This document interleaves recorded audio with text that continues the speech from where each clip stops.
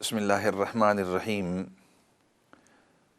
تو میں عرض کر رہا تھا کہ اللہ رب العزت نے انسانوں کو مختلف طبیعتوں کے ساتھ پیدا کیا ہے، اور اسی وجہ سے ایک انسان بعض اوقات دوسرے انسان کو صحیح طریقے سے سمجھ نہیں سکتا، آپس کے اندر غلط فہمیاں ہو جاتی ہیں، غلط فہمیوں کی وجہ سے بعض اوقات ناچاکیاں ہو جاتی ہیں، ایک دوسرے سے دوری ہو جاتی ہے۔ Sometimes we misunderstand each other because the level of intellect isn't the same amongst all the people. Some people, Allah has created them very, very intelligent. Some people are not as intelligent as others. And because of this difference, the level of understanding, the level of thinking is much, much, much different between them. بہت مختلف ہوتا ہے، اور اسی وجہ سے پھر آپس کے اندر اختلاف بھی ہو جاتا ہے۔ ایک شخص اپنی طریقے سے مذاق کر رہا ہے اور مذاق میں کوئی الفاظ اس نے کہہ دیے، اور دوسرے شخص نے وہ جب الفاظ سنے تو اس کو مذاق نہیں سمجھا بلکہ حقیقت سمجھتے ہوئے اس کے اوپر وہ ناراض ہوا، اور جب ناراض ہوا تو اس کے دل کو چوٹ لگ گئی۔ اب دل کو چوٹ لگی، اس سے ناراض ہوا، اس شخص کو پتہ ہی نہیں کہ یہ شخص ناراض ہے، وہ تو یہ سمجھا کہ میں نے اس کے ساتھ مزاح کی اور مزاح کی وجہ سے اب وہ خوش ہوا، بات ادھر ہی ختم ہو گئی۔ تو وہ تو اپنی جگہ پر اب ٹھیک ہیں، یہ ناراض ہیں، آپس کے اندر غلط فہمیاں ہوئی۔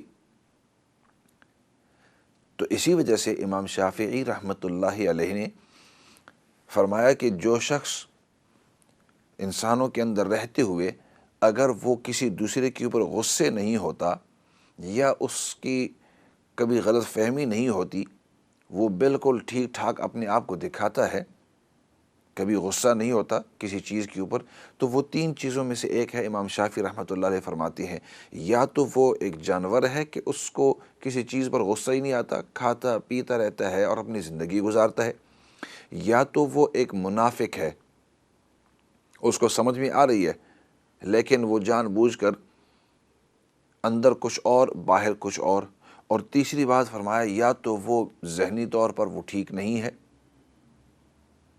ذہنی طور پر ٹھیک نہیں ہے۔ امام شافعی رحمۃ اللہ علیہ says that if a person doesn't get angry upon something، کیونکہ ایک ہوتا ہے غصہ ہونا اور ایک غصے کو بجا لانا، one is getting angry and the other one is implementing your anger on something. The true great person is that person who gets angry upon something but then can control themselves. صحیح شخص تو وہ ہے، اخلاقی طور پر بہترین شخص تو وہ ہے کہ جو کسی چیز کے اوپر غصے ہو لیکن اپنے غصے کو قابو کے اندر رکھ سکے، اپنے غصے کو قابو میں رکھ سکے اور آپے میں نہ آ جائے اور کنٹرولبل نہ ہو جائے، بلکہ اگر غصہ آئے بھی تو اپنے آپ کو سنبھل کر، سہم کر، وقار کے ساتھ اپنے آپ کو اس غصے کا اظہار کرے یا سوچ سمجھ کر اگلے کو بتلائے کہ میں اس چیز پر ناراض ہوں۔ تو امام شافعی رحمۃ اللہ علیہ was saying that either that person who doesn't have any disagreements with anybody at all and doesn't feel upset about anything is either an animal, either that person is insane, because if he's insane or she's insane, then they don't have any feelings and they don't have any disagreements with anybody because their mind isn't functioning properly. And then the third thing is either they are a hypocrite, that although they feel it, but they act as though nothing is there. تو اس لیے فرمایا جب ہم society کے اندر رہتے ہیں تو یہ تمام چیزیں جب آئیں گی تو اللہ رب العزت نے ہمیں پھر چند اصول بتلائے ہیں۔ Therefore Allah subhanahu wa ta'ala has given us certain principles، اور وہ اصول کیا ہیں؟ فرمایا یا ایہا الذین آمنوا اجتنبوا کثیرا من الظن ان بعد الظن اثم ولا تجسسوا ولا یغتب بعضکم بعضا ایحب احدکم ان یأکل لحم اخیہ میتا فکرہتموہ۔ فرمایا کہ اے ایمان والو اجتنبوا کثیرا من الظن، یہ بہت ساری جو بدظنی آپ لوگوں سے کرتے ہیں اس سے اجتناب کرو۔ this wrong mentality that you have about people, and you begin to judge people, especially you begin to judge them on the negative side, and you have these false thoughts about them. Keep away from them. اجتنبوا، اس سے دور، اپنے آپ کو دور رکھو، اب اجتناب کرو. اور پھر آگے اس کی وجہ بتلائی، ان بعد الظن اثم، کچھ گناہ، کچھ بدظنی ایسی ہوتی ہے کہ وہ گناہ ہوتا ہے. اور قرآن کریم کے اندر جب کسی چیز کو گناہ کہا جاتا ہے تو وہ گناہ کبیرہ. علماء فرماتے ہیں کہ گناہ کبیرہ کی علامات میں سے ایک علامت یہ ہے کہ قرآن کریم کے اندر اس کو گناہ یا حرام یا اس سے اجتناب کے بارے میں حکم ہو. چنانچہ شراب کے بارے میں فرمایا کہ فَاجْتَنِبُوهُ لَعَلَّكُمْ تُفْلِحُونَ، اس سے اجتناب کرو. معلوم ہوا کہ یہ گناہ کبیرہ ہے. تو جو گناہ کبیرہ ہوتا ہے، the major sin in Islam, the grave sin, Allah subhanahu wa ta'ala in the Quran explicitly tells us that keep away from that. So when Allah subhanahu wa ta'ala in the Quran mentions to us that explicitly keep away from that, we know straight away that this is amongst the kabair, the major sins. جب اللہ رب العزت کسی چیز کے بارے میں قرآن کریم کے اندر کہہ دیں کہ اس سے بچتے رہو، اپنی آپ کی حفاظت کرتے رہو، اس کے قریب بھی مت جانا، تو یہ اشارہ ہوتا ہے اس بات کی طرف کہ یہ جو چیز ہے یہ گناہ کبیرہ ہے. تو چنانچہ یہاں اس آیت کے اندر اللہ رب العزت ہمیں بتلا رہے ہیں کہ یہ جو ہم کسی کے بارے میں بدظنی کرتے ہیں، when we begin to ill think about people, when we begin to ill judge them, تو یہ گناہ کبیرہ ہے، بڑا سخت. اور خاصتاً جب وہ ایسے لوگوں کے بارے میں ہو کہ جس سے آپ معافی نہیں مانگیں گے. کیونکہ دو چیزیں ہوتی ہیں، میں نے پچھلے سیشن کے اندر یہ بات عرض کی تھی کہ دو قسم کے حقوق ہیں. there are two kind of rights. ایک ہوتا ہے حقوق اللہ اور دوسرا ہے حقوق العباد.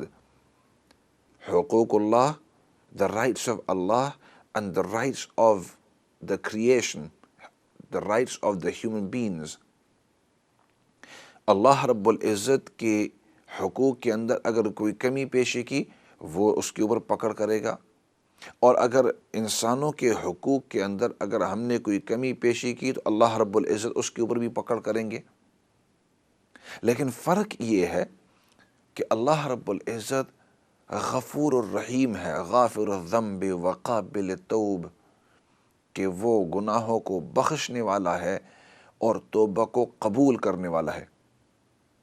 غافر الذنب وقابل التوب شدید العقاب ذی الطول لا الہ الا ہو، کہ بڑے ہی بخشش کرنے والا ہے، گناہوں کو معاف کرنے والا ہے، توبہ انسان کرے اس توبہ کو قبول کرنے والا ہے. لیکن آگے فرمایا شدید العقاب، بڑی سخت پکڑ کرنے والا ہے. ذی الطول لا الہ الا ہو، بڑی ہی طاقت والا، بڑی ہی عزت والا ہے. وہ اگر چاہے تو جب چاہے کسی کو پکڑ لے، اگر چاہے تو دنیا کے اندر بھی انسان کی پکڑ کر لے. تو کہنے کا مقصد کہ اللہ رب العزت تو بڑے ہی غفور ہیں، غفار ہیں. غفار لمن تاب وآمن وعمل صالح، تو غفار ہے، بہت ہی زیادہ بخشنے والا ہے. تو اللہ رب العزت کے اگر حقوق کے اندر کچھ کمی پیشی آئی تو اللہ رب العزت اگر چاہے تو ان کو بخش دے. لیکن اگر انسانوں کے حقوق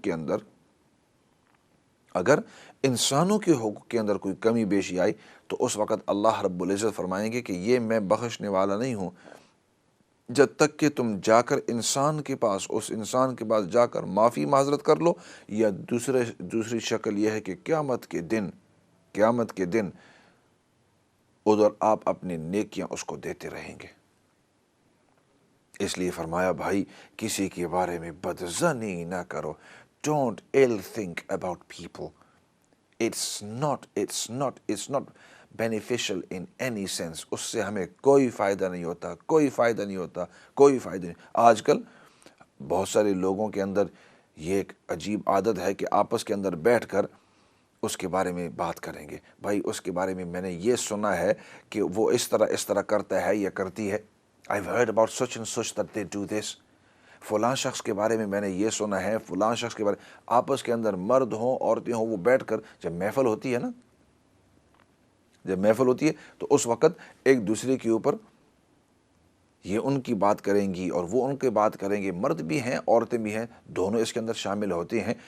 تو بھائی آپ اس وقت یہ محفل کو سجانے کے لیے یا محفل کے اندر تھوڑے سی ہاں پیدا کرنے کے لیے یا اپنی دبدبہ بتلانے کے لیے کہ میں اچھی طرح بات کرتا ہوں یا میرے پاس بہت سارا علم ہے یا میں بہت سارے لوگوں کو جانتا ہوں یا جانتی ہوں، اس وقت تو آپ نے خوب باتیں کر لی، 15-20 منٹ ادھر جو ہیں جو آپ کے بیٹھنے والے ہیں، محفل والے ہیں، جان پہچان والے ہیں، آپ کے دوست ہیں، آپ کی سہیلیاں ہیں، اس وقت تو وہ خوش ہو جائیں گے، لیکن ما یلفظ من قول الا لدیہ رقیب عتید، یہ جو دو کرامن کاتبین یعلمون ما تفعلون، یہ جو دو فرشتے ایوری تھنگ، ہر چیز کو وہ نوٹ کر رہے ہیں، اس وقت آپ محفل کے اندر وہ باتیں کر کے کسی کے بارے میں بدظنی کر کے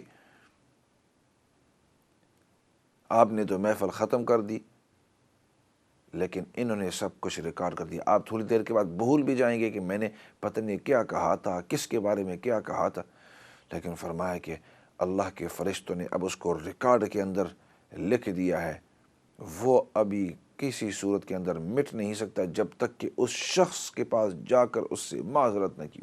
اسی وجہ سے انسان سب سے پہلے کسی شخص کے بارے میں بدظنی کرتا ہے کہ وہ شخص پتہ نہیں اچھا آدمی ہے یا برا آدمی ہے، اس کے بارے میں ہم نے یہ سنا ہے کہ اس نے یہ کام کیا ہے۔ بھائی آپ کو کیا ہے کہ وہ یہ کام کرتا ہے یا نہیں؟ آپ کو کیا ہے کہ وہ یہ صحیح کرتا ہے یا غلط کرتا ہے؟ اگر آپ کو بہت ہی فکر ہے تو اس شخص کے پاس جا کر ان کو بتلا دو کہ بھائی یا بہن، یہ جو آپ کام کر رہے ہیں یہ غلط کر رہے ہیں یا صحیح نہیں کر رہے، اس کو یا تو آپ ٹھیک کر لو، یہ اچھا نہیں ہے، آپ کی دین کے لیے مناسب نہیں ہے، آپ کی دنیا کے لیے ٹھیک نہیں ہے، آپ کی اولاد کے اوپر اثر پڑتا ہے یا آپ کے محلے والوں کے اوپر، آپ کے کام پر یہ فراڈ ہے، اس میں اللہ کی ناراضگی ہے وغیرہ وغیرہ، آدمی اس کو سمجھا سکتا ہے۔ You can go and explain these things to those people، لیکن بجائے اپنے ذہن کے اندر اس کے بارے میں غلط سوچ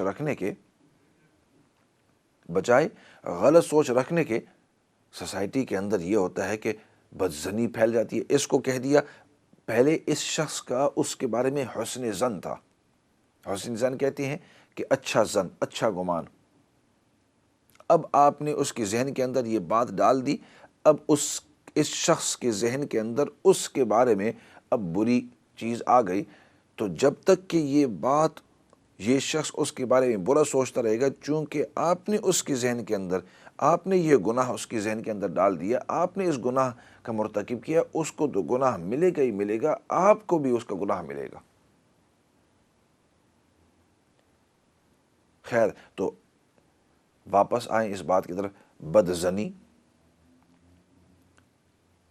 تو بدظنی سے اپنے آپ کو بچاؤ۔ قرآن کریم اجتنبوا کثیرا من الظن ان بعض الظن اثم، اور پھر آگے فرمایا ولا تجسسوا، اور تم جاسوسی نہ کرنا، ولا تجسسوا، کیونکہ سوسائٹی کے اندر آج بھی بھائی دیکھو وہ کیا کرتا ہے، رات کے وقت وہ نکل جاتا ہے، پتہ نہیں وہ کدھر جاتا ہے، یا صبح میں نے دیکھا فلان جگہ کے اندر جا رہا تھا، بھائی وہاں کیوں جا رہا تھا، آپ ذرا دیکھو تو صحیح، آپ کو کچھ پتہ ہے، آپ نے کچھ اس کے بارے میں سنا؟ یعنی اس طرح لوگ جو ہیں وہ جاسوسی کرتے ہیں۔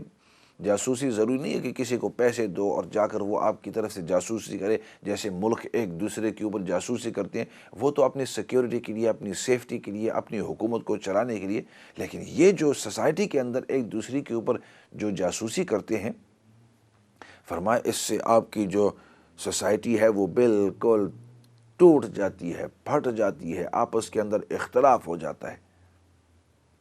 آپ نے اس کے اوپر جاسوسی کی، اس کی کوئی کمزوری پکڑ لی، تو دیکھ لی، کوئی پتہ چل گیا، اس نے آپ کو بتلایا، آپ نے اس کو بتلایا، اب اس شخص کو آپ نے آئسولیٹ کر دیا، اس کے ساتھ دوستی ختم، اس کے ساتھ بدزنی، اس بیچارے کو پتہ نہیں. تو یہ وہ چیزیں ہیں کہ ان کے کرنے سے سوسائٹی کے اندر، معاشرت کے اندر، اجتماعیت کے اندر تفرقہ پڑتا ہے.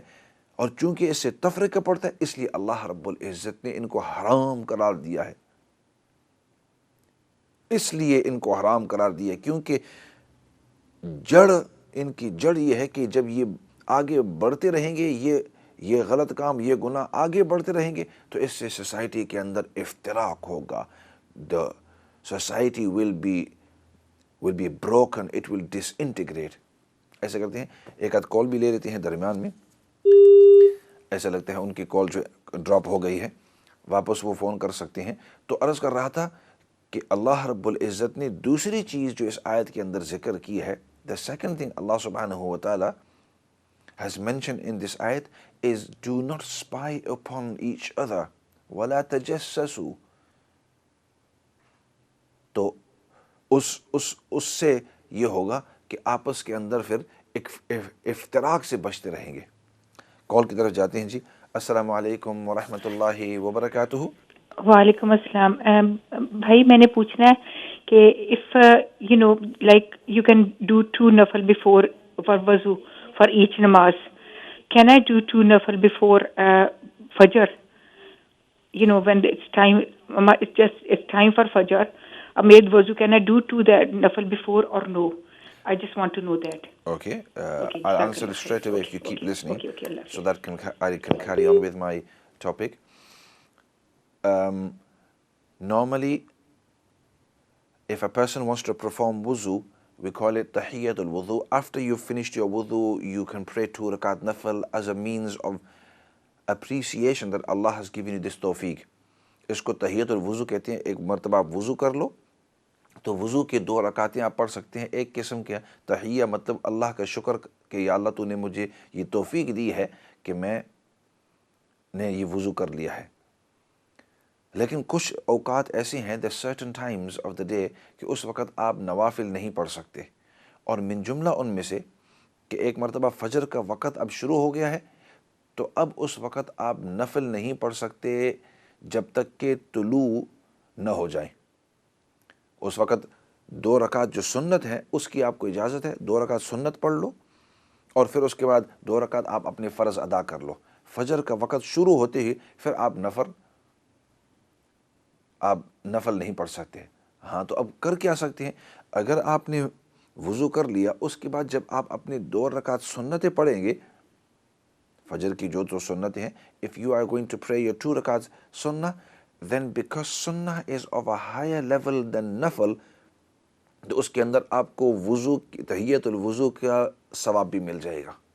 then you will get the reward of تحیت الوضو. تو رکعتیں 2 پڑھیں گے سنت فجر کی، اور اس کے اندر انشاءاللہ آپ کو تحیت الوضو کا بھی ثواب مل جائے گا. آپ اس سے پہلے یا اللہ میں تحیت الوضو تو نہیں پڑھ سکتا ہوں، چلو میں سنتیں پڑھتا ہوں. جب آپ اس طرح نیت کریں گے تو اللہ رب العزت آپ کو تحیت الوضو کا ثواب بھی دے دیں گے. you'll get the ثواب. so before Fajr and after Fajr, once Fajr time has started, there's no nawafil until after the tulu shams, after the sun has risen. واپس اپنی اصل موضوع کے اوپر آ رہا ہوں. تو جاسوسی سے اللہ سبحانہ و تعالیٰ نے ہمیں منع کیا ہے. چلو ایک اور بھی کال لے لیتے ہیں، وہ بھی انتظار کر رہے تھے. السلام علیکم ورحمۃ اللہ وبرکاتہ. وعلیکم السلام ورحمۃ اللہ وبرکاتہ. مولانا صاحب، ایک چیز جو بہت زیادہ تکلیف دہ بھی ہے کہ ہم لوگ جس طرح آپ ہیں، اللہ کا احسان ہے کہ آپ جیسے لوگ ہمارے معاشرے میں، ہماری سوسائٹی میں موجود ہیں جو اتنی کیئر کرتے ہیں. تو اس طرح کے اگر ہم لوگوں کی اگر پریارٹی ہو کہ ہم نے امامز کے اوپر انویسٹ کرنا ہے اور انہیں اس لیول پہ لانا ہے کہ اتنے اچھے ایجوکیٹڈ ہوں کہ وہ مطلب بچوں کی جو اتنے کمپلیکس ایشوز ہیں، اتنی کمپلیکس ایز اے انڈیویجول، وہ اتنی ان کی پرسنالٹی کمپلیکس ہو جاتی ہے کہ ماں باپ نہیں سمجھ سکتے. مطلب کہ سوسائٹی تو بہت دور کی بات ہے، اس قدر وہ کنفیوز ہوتے ہیں سم ٹائم کہ اس بہت سارے پیرنٹس کو میں نے دیکھا ہے کہ وہ اتنے زیادہ وہ سٹریس ہوتے ہیں اور اتنی کمپلیکس چیزوں کو وہ فیس کر رہے ہوتے ہیں. تو اگر ویل ایجوکیٹڈ اور اچھے جو امامز ہوں گے تو وہ ظاہر ہے سائیکالوجی بھی سمجھیں گے, ان کی ایک فلاسفی بھی سمجھیں گے, اور ہر چیز کو وہ سمجھیں گے کہ ہم نے ان پرابلمس کو کس طرح سالو کرنا ہے اور کس طرح ٹیکل کرنا ہے. تو اب آج تک پاکستان ہے, اب ایک مسلمان ملک ہے, لیکن گورنمنٹ لیول پہ کسی مطلب مدرسے کے امام کو گورنمنٹ لیول پر تنخواہ نہیں دی جاتی, اور وہ اپنے فائنینشیل ایشوز میں اتنے الجھے ہوتے ہیں. اور پھر دوبارہ بس ایک ہم لوگ یہ سمجھتے ہیں کہ زیادہ سے زیادہ کوئی کسی نے قرآن حفظ کر لیا, صورتیں حفظ کر لی تو پہلی صف میں جا کے کھڑا ہو گیا. مطلب کریکٹر ہونا چاہیے, کریکٹر بلڈنگ ہونی چاہیے انسان کی. نہ تو مسجد میں اپوائنٹ کرتے ہوئے کوئی سوچتا ہے کہ یہ شخص واقعی اس مسجد میں پڑھانے کے بھی قابل. ضروری نہیں ہے کہ میں یہ نہیں کہتی بہت اچھے لوگ ہیں, لیکن کچھ ایسے بھی ہوتے ہیں جو جن کا کردار اس قابل نہیں ہوتا کہ وہ کسی مسلم کو لیڈ کریں. تو نہ ہمارے پاس کوئی معیار ہے, نہ ہمارے پاس کوئی اس طرح کی, کیونکہ ہماری پریورٹی اس طرف جاتی ہی نہیں ہے, نہ ہی ہمیں اس چیز کا. اب میں ایک آپ کہتے ہوں گے کہ پتہ نہیں کیوں اس طرح کی یہ باتیں کر رہی ہیں, لیکن آپ کو میں بتاؤں کہ ایک ضروری نہیں ہے, ایک انڈیویجول کی اپنی بھی انٹرسٹ ہوتی ہیں. وہ صدیوں میں لوگ اس طرح کے پیدا ہوتے ہیں, لیکن پھر بھی جیسے علامہ اقبال آپ دیکھیں یہاں سے پڑھ کے گئے, پی ایچ ڈی انہوں نے کی, تو پھر جب اسلام میں بھی ان کی اتنی گہرائی سے جب انہوں نے انٹرسٹ لینی شروع کی تو ایک ملک بھی ایک قوم بھی بنائی, ملک بھی دیا, آزادی بھی دی. اور پھر آپ دیکھیں کہ کس طریقے سے ان کے اشعار جو ہیں ہر زندگی کے پہلو کو وہ قرآن کی تفسیر ایسے لگتا ہے, اور جیسے حدیث, اور اتنا زیادہ محبت اور پیغام اور جو کچھ بھی انہوں نے کیا. تو اس طرح کی جب اس لیول پہ لوگ مطلب کہ تعلیم حاصل کریں گے, خود ہاں پیرنٹس بھی ایجوکیٹڈ ہوں گے. اور بہت اچھا, آپ کی بات بالکل ٹھیک ہے, اور آئی ایگری کہ ہمارے جو لیڈرز ہوں, ہمارے جو ائمہ ہوں, تو وہ دینی اور دنیاوی علوم کے اندر ان کو مہارت ہونی چاہیے, اور جو رائی ہو, جو چرواہا ہو, اس کے لیے ضروری ہے کہ وہ اپنے ریوڑ کو اچھی طرح جانتا ہو. اور جو صحیح لیڈر اور صحیح امام ہو یا کوئی بھی لیڈر ہو, وہی صحیح ہو سکتا ہے کہ جو وہاں کی بیماریوں کو خوب جانتا ہو, اور ان بیماریوں کے حل کو اگر نہیں جانتا تو کم از کم بیماریوں کو تو جانتا ہے تاکہ اس کا حل ڈھونڈ سکے. اور دن بدن جو ہے ہر ایک کوشش کرے, اور ان کی اس مدد کے ساتھ جو ہے کہ ہماری سوسائٹی کو, ہماری معاشرت کو ہم کس طرح بہتر بنا سکتے ہیں. باقی آپ نے جس بات کی طرف اشارہ کیا کہ جو ائمہ ہیں ان کی ایک خاص سٹینڈرڈ ہونی چاہیے. ہر شخص کو امام یا ہر آدمی کو لیڈر یا ہر آدمی کو استاذ نہیں بنانا چاہیے. تو بالکل میں آپ کے ساتھ ایگری کرتا ہوں. کافی عرصہ پہلے ایک ساتھی نے مجھے ایک واٹس ایپ کے اوپر ایک میسج بھیجا تھا, اور اس کے اندر جو دولت عثمانیہ ہے اس زمانے کے اندر جب وہ کسی محلے کے اندر کسی امام کو مقرر کرتے, کیونکہ پورے محلے کے اندر ایک جو مین امام ہوتا, چھوٹی بھی مسجد ہوتی لیکن جو جامع مسجد ہوتی, تو جامع مسجد کے اندر امام کے لیے انہوں نے 9 بڑی شرائط رکھی ہوئی تھی. اور وہ کسی اور موقع کے اوپر, کیوں اب تو وقت بھی مختصر, میرے خیال میں 1-2 منٹ باقی رہ گئے, دعائی کا وقت ہے, لیکن 9 بڑی صفتیں انہوں نے رکھی ہوئی تھی کہ اس کو کم از کم عربی زبان کے اوپر مہارت ہو, کیونکہ جب وہ قرآن و حدیث کو پڑھا رہا ہو. اسی طرح جو علاقے کی زبان ہے اس کے اوپر بھی مہارت ہو. دوسری بات یہ ہے کہ میتھمیٹک عصری جو علوم ہیں ان کے اوپر, فلکیات کے اوپر اس کو مہارت ہو. فلکیات جو علوم ہیں, اسٹرونومی وغیرہ, اس کے اوپر اس کو مہارت ہو. حالات حاضرہ سے خوب اس طرح 9 بڑی وہ صفات انہوں نے اس کے اندر لکھی ہوئی تھی. اور پھر ان 9 کے علاوہ 7 اور ایسی صفات لکھی ہوئی تھی کہ اگر اس کو سینئر امام بننا ہے اس کو یہ 7 صفات، تو ان کے ساتھ میں دیکھ رہا تھا، میں نے کہا کہ اس میں سے جو پہلی 9 ہیں، باقی 7 جو ہیں ان کی طرف دیکھتی نہیں، جو پہلی 9 ہیں اس میں سے میرا خیال میں مشکل سے ہمارے چند ہی پورے ملک کے اندر اس طرح امام ہوں گے۔ تو درد دل ہے کہ اللہ رب العزت ہمیں اچھے لیڈر نصیب فرمائے ہر محکمے کے اندر، ہر مرحلے کے اندر، لیکن فی الحال جو ہمارے پاس ہیں ان کی ہم قدر کریں، اور مستقبل کے لیے بہتر لیڈر اللہ رب العزت ہمیں نصیب فرماوے۔ اور سب سے بڑی بات یہ کہ اللہ رب العزت ہمیں اپنے دین کی سچی اور صحیح سمجھ نصیب فرمائے، اور دین پر ہمیں اللہ رب العزت استقامت نصیب فرمائے۔ اسی کے ساتھ آج کے اس سیشن کو ختم کرتے ہیں۔ موضوع ختم تو نہیں ہوا، لیکن اگلے سیشن کے اندر جہاں بات چھوڑی تھی ادھر سے آگے بات چلاتے رہیں گے۔ فی الحال دعا کے ساتھ الحمدللہ رب العالمین والصلاة والسلام علی سید الانبیاء والمرسلین محمد وعلی آلہ وصحبہ اجمعین۔ ربنا ظلمنا انفسنا وان لم تغفر لنا وترحمنا لنکونن من الخاسرین۔ اللہم ربنا اغفر لنا ولاخواننا الذین سبقونا بالایمان ولا تجعل فی قلوبنا غلا للذین آمنوا ربنا انک رؤوف رحیم۔ یا رب العالمین تو ہم سب کو دین کی سچی اور صحیح سمجھ نصیب فرما۔ یا اللہ تو ہم سب کو دین پر استقامت نصیب فرما۔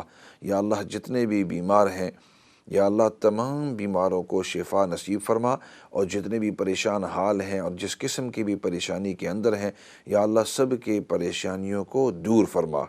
یا اللہ تو ہم سب کو نبی پاک صلی اللہ علیہ وسلم کے اخلاق حمیدہ ہم سب کو نصیب فرما، اور ہمارے اندر جتنے بھی اخلاق رذیلہ ہیں یا اللہ ان تمام کو تو ہم سب کو ان تمام سے نجات نصیب فرما۔